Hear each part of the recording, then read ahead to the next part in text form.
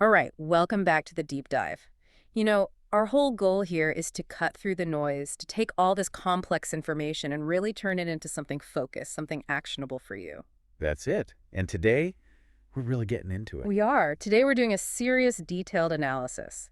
This one is aimed squarely at the professional Java developer, specifically anyone working in the Spring ecosystem. Exactly right. We're digging into Chapter 3 of our source material, all about the Spring AI project. And our mission today is, well, it's to give you a shortcut, a real path to understanding the architecture and the philosophy behind Spring AI. Okay, a shortcut. I like that. Yeah, because this framework, it's designed to make generative AI accessible, reliable and testable, but outside of the usual Python world. Which can be a bit cumbersome for enterprise shops. It can. So this is all about streamlining development for them. Okay, so let's unpack that. What is Spring AI really bringing to the table for a Java shop? Because historically, if you wanted to integrate an LLM, you were building custom API clients, maybe some service wrappers.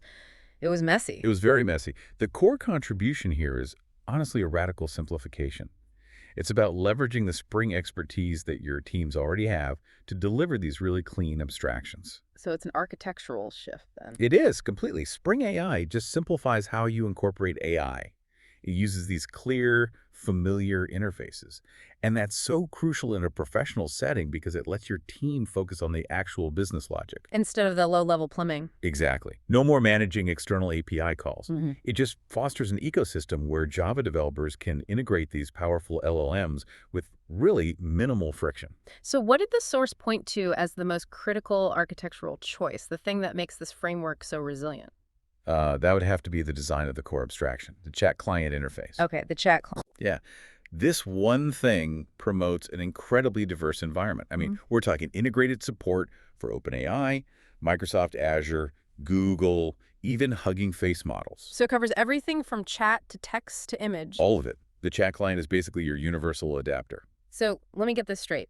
If my company decides to, I don't know, pivot from using something like GPT-4 to running an open source model like Llama 2 on AWS Bedrock, I'm not gutting my code base. Precisely. You just swap out the component that implements the chat client. You adjust a few lines in your application.yaml file and the rest of your application code.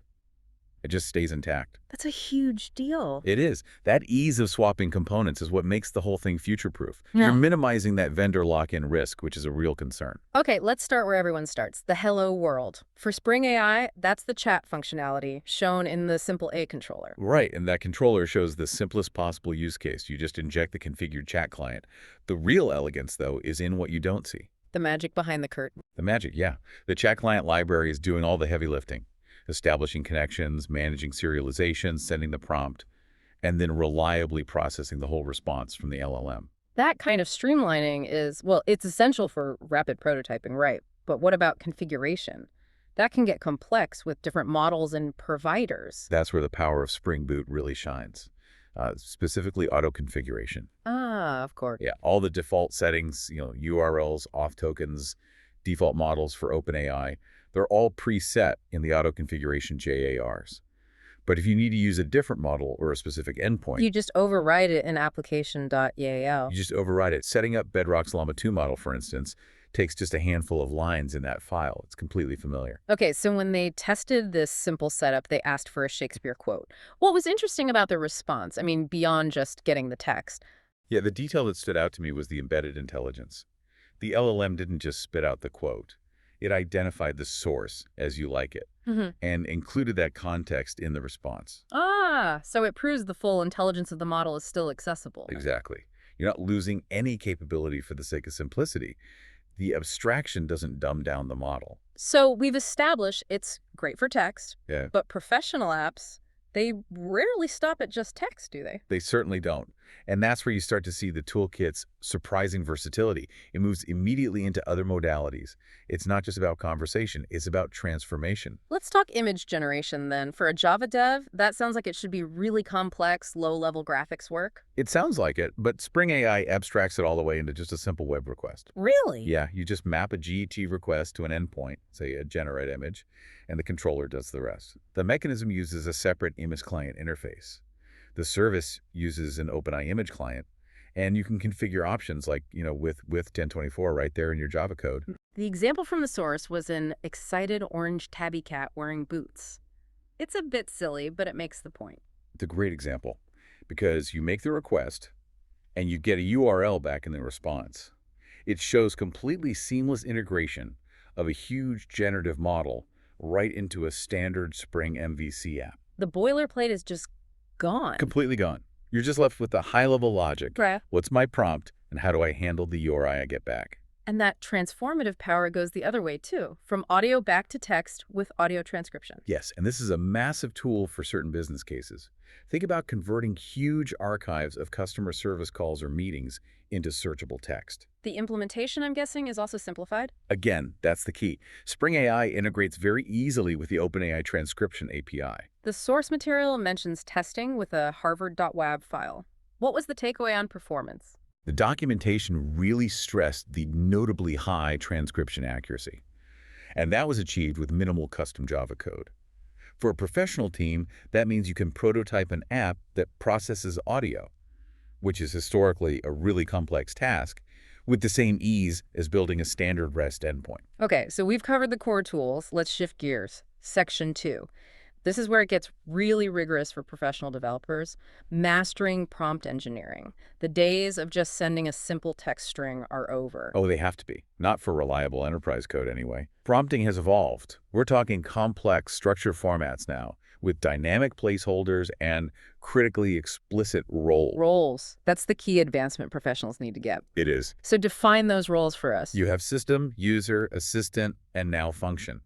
They're essential because they delineate the purpose and context of every single message. So the system role, for instance. The system role sets the rules. It defines the constraints, the persona of the AI assistant. It's how you make sure the model stays in its lane for the entire conversation. And that structure gives you more consistent, predictable interactions, which is vital for testing and maintenance. Absolutely.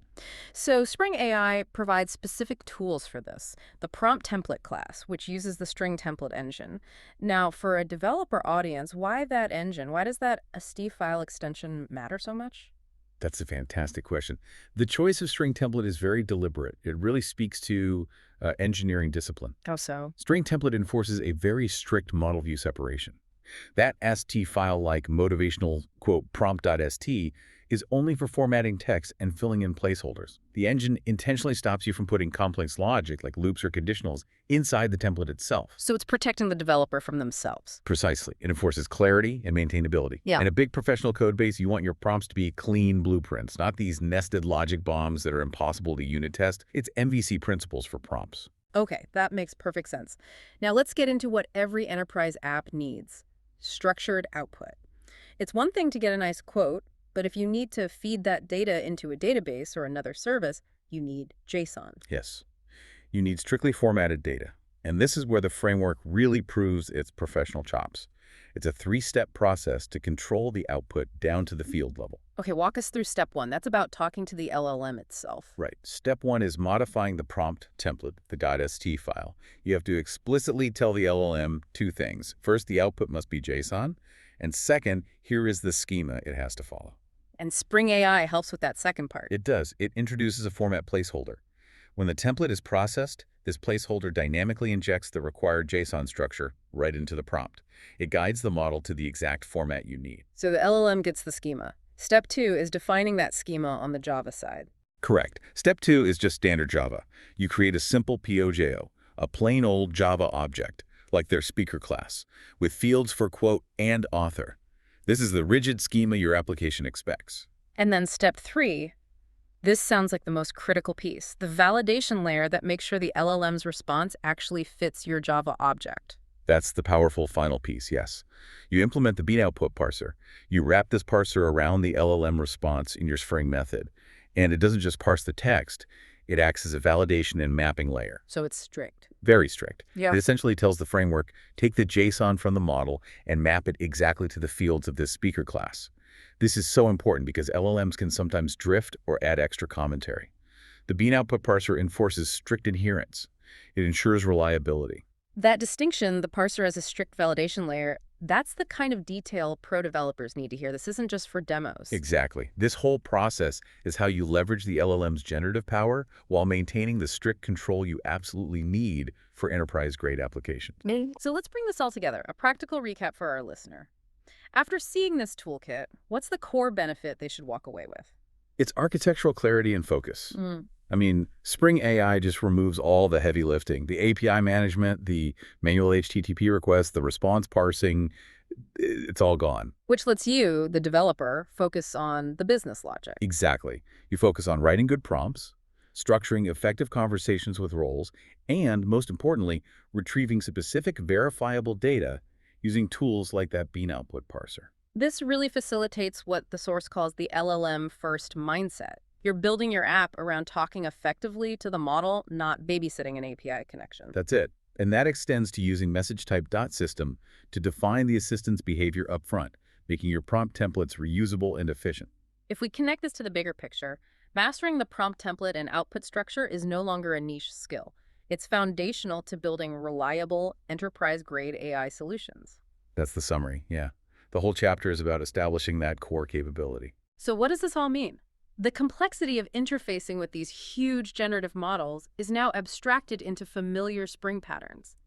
It leaves you, the developer, with the power to truly talk to the model and control what it says back. And everything we've talked about today, chat, transcription, structured output, that's the indispensable foundation.